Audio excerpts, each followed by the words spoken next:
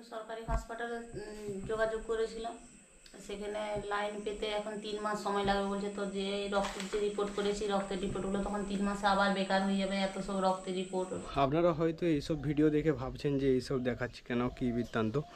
আমি অত্যন্ত সাধারণ পরিবারের একজন সাধারণ গরিব ঘর থেকে বিলং করি। হ্যাঁ এখানে দাঁড়াও, এখানে দাঁড়াও, ফটো তুলবো, ফটো ফটো ফটো। হ্যাঁ এখানে দাঁড়াও, এখানে দাঁড়াও, ফটো তুলবো, ফটো তুলবো। হ্যাঁ হ্যাঁ বসো বসো, হ্যাঁ বসো। নমস্কার বন্ধুরা, আবার একটা নতুন ব্লগে আপনাদের সকলকে স্বাগত জানাই। তো নেপাল জার্নির পর আজ 2-3 দিনের ছুটি নিয়ে বাড়ি এসেছি। আমি 2 দিন আগেই বাড়ি চলে এসেছি। আর মায়েরও শরীরটা খারাপ, সেই কারণে বাড়ি আসতে হয়েছে। এখন বাড়িতেই আছি, কাল এখান থেকে কাজে ফিরবো। মা, এই যে আমার মা, সকলকে নমস্কার করে দাও মা। নমস্কার বন্ধুরা, সবাই আশা করি ভালো আছেন। তো আমার মায়ের শরীরটা একটু খারাপ। কাল মেদিনীপুর গেছিলো ডাক্তার দেখাতে, মেদিনীপুর থেকে ডাক্তার দেখিয়ে এসছে। চলো আয়।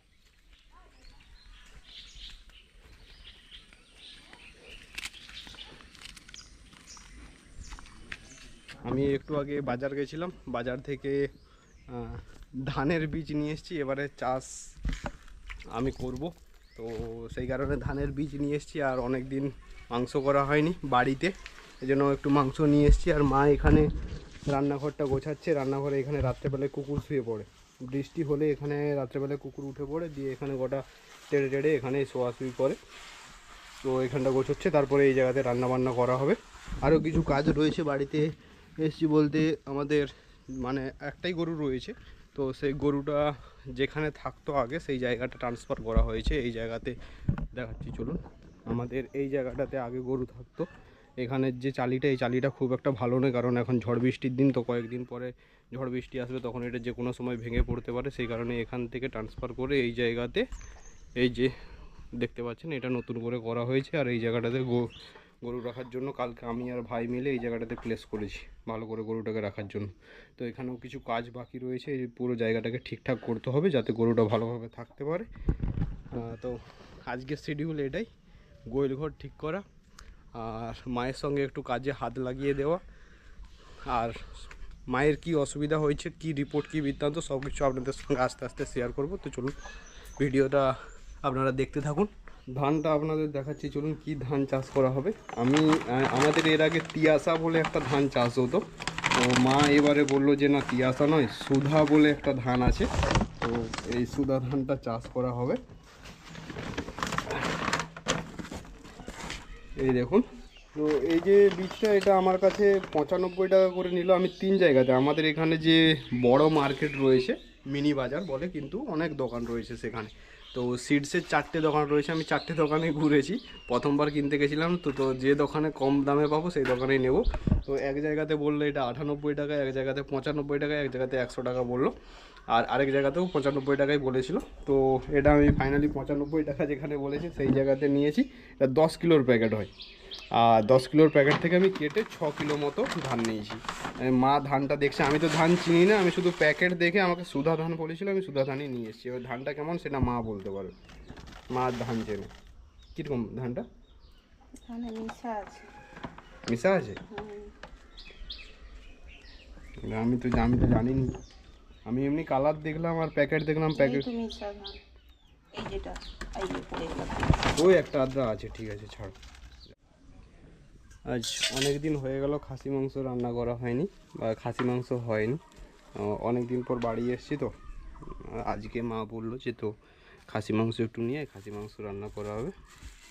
তো এই যে নিয়ে এসেছি বাজার থেকে।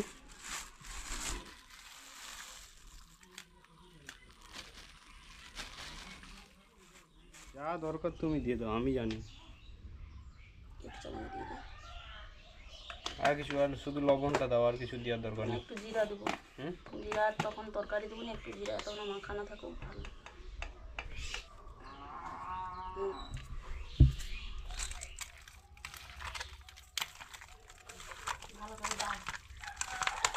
তো বন্ধুরা এই কাজটাই করেছিলাম। দেখুন এই যে বাঁশগুলো দেওয়া আছে না, এই বাঁশ দিয়ে পুরো ঘেরেছিলাম, কারণ কালকে এখানে গরু বাঁধার সময়, এটা নতুন জায়গা তো সেই কারণে গরু এখান থেকে এই সাইডে বেরিয়ে যাচ্ছিল।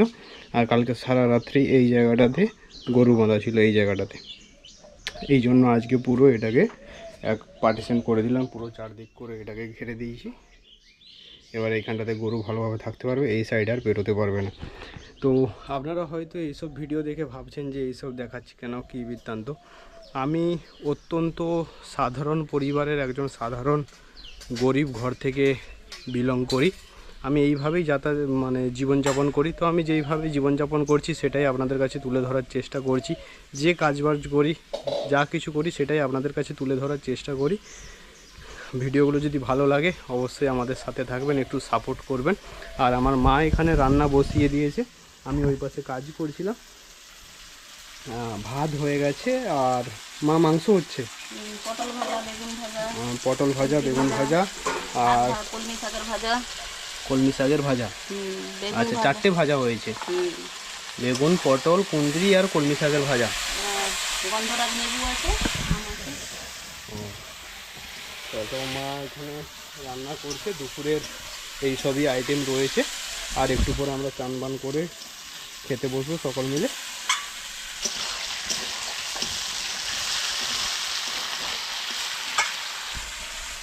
আলুগুলাকে ভেজে রেখে দিচ্ছি, আলুগুলাকে একটু পরে দেবো।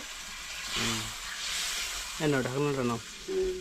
এটা পুরো একদম জলটা মরবে, কষা কষা হবে, সেদ্ধ হবে এরকম আগুনে।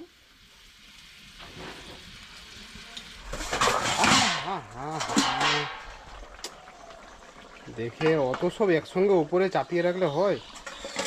সরাও সরাও সরাও, সেপাশে সরাও, সব নিচে নামো। ওটা ওখানে, হ্যাঁ ওটা থাক, এখনই বিপদ রাখতে জায়গা থাকছে না, সব ঢালা হয়ে যেত।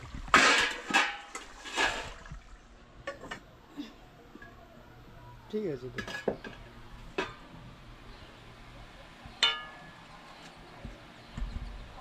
কালারটাও বেশ সুন্দর হয়েছে। হ্যাঁ, লাল টকটক করছে। তো রঙও করিনি কিছু না। বলি আলু 2টা দিব না 3টা দিব? আলু দিয়ে দাও না, 2টো 3টে যতগুলো পারো দিয়ে দাও। মা আর ভাই তাদের দুজনে বেড়ে নিয়ে চলে গেছে, আমি এইখানটায় বসে পড়ি। সেখানটায় 3জনে একসঙ্গে বসে যেতাম, কিন্তু ফ্যান ছাড়া তো মানে মাই এক্ষুনি রান্না করলো তো প্রচুর গরম লাগছে মাকে, যে পাখা ছাড়া বসতে পারবে না। তো ওরা পাখাতে বসুক, আমি এখানটাতেই খাওয়া দাওয়া করে নিই। বেশি সময় তো লাগবে না, 5 থেকে 10 মিনিট লাগে আমার খেতে, আমি খুব তাড়াতাড়ি খেয়ে নিই। তো টেস্ট করা যাক আজকে রান্নাটা কেমন হয়েছে। আমার মা তো সবসময় ভালো রান্না করে, তবুও আপনাদেরকে বলি যে কেমন রান্নাটা হয়েছে, একটু খেয়ে দিয়ে আপনাদেরকে বলছি।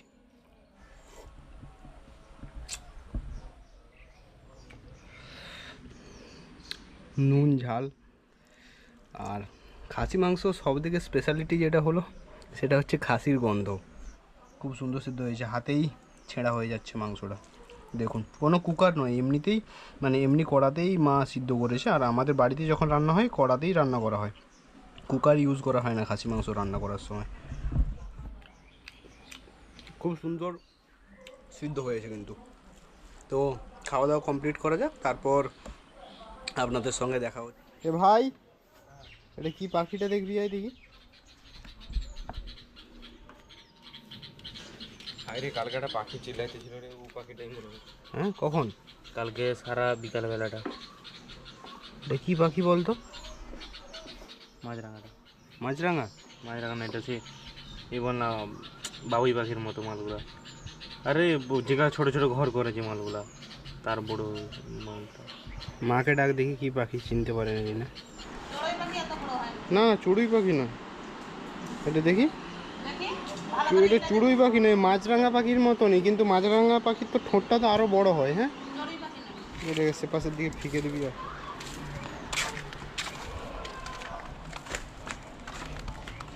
তো বন্ধুরা, খাওয়া দাওয়ার পর একটু ঘুমিয়ে পড়েছিলাম, আর ঘুম থেকে উঠে দেখছি বাইরে প্রচুর পরিমাণে বৃষ্টি হচ্ছে, দেখুন।